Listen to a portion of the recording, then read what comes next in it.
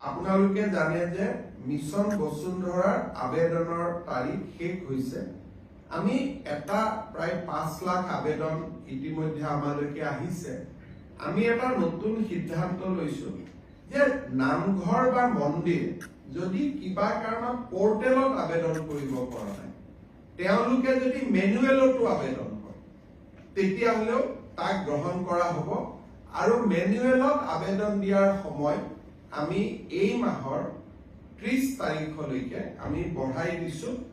অকল ধৰ্মীয় উপাসনাৰ স্থলীসমূহৰ বাবে, স্কুল কলেজৰ বাবে, ৰাজহুৱা অনুষ্ঠানৰ বাবে তেওঁলোকে যিখিনিয়ে পোৰ্টেলে আবেদন কৰিলে ঠিক আছে, কিন্তু যদি কোনোবাই পোৰ্টেলত আবেদন কৰিব পৰা নাই বিভিন্ন অসুবিধাৰ বাবে, তেওঁলোকে মেনুৱেলিও আবেদন কৰিব পাৰিব।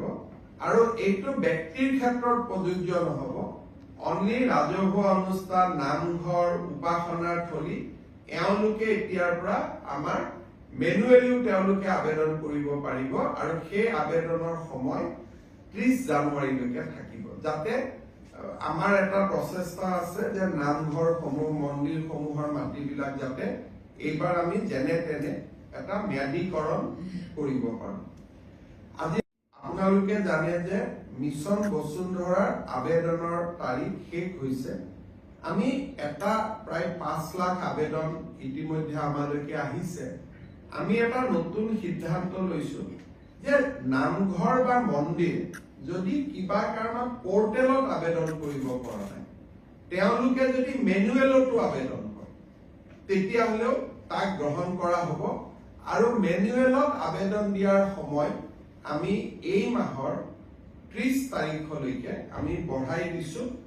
অকল ধৰ্মীয় উপাসনাৰ স্থলীসমূহৰ বাবে, স্কুল কলেজৰ বাবে, ৰাজহুৱা অনুষ্ঠানৰ বাবে তেওঁলোকে যিখিনিয়ে পোৰ্টেলে আবেদন কৰিলে ঠিক আছে, কিন্তু যদি কোনোবাই পোৰ্টেলত আবেদন কৰিব পৰা নাই বিভিন্ন অসুবিধাৰ বাবে, তেওঁলোকে মেনুৱেলিও আবেদন কৰিব পাৰিব।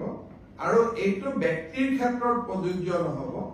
অনলি ৰাজহুৱা অনুষ্ঠান, নামঘৰ, উপাসনাৰ থলী এওঁলোকে এতিয়াৰ পৰা আমাৰ মেনুৱেলিও তেওঁলোকে আবেদন কৰিব পাৰিব। আৰু সেই আবেদনৰ সময় 30 জানুৱাৰীলৈকে থাকিব, যাতে আমাৰ এটা প্ৰচেষ্টা আছে যে নামঘৰসমূহ, মন্দিৰসমূহৰ মাটিবিলাক যাতে এইবাৰ আমি যেনে তেনে এটা ম্যাদীকৰণ কৰিব পাৰো। আজি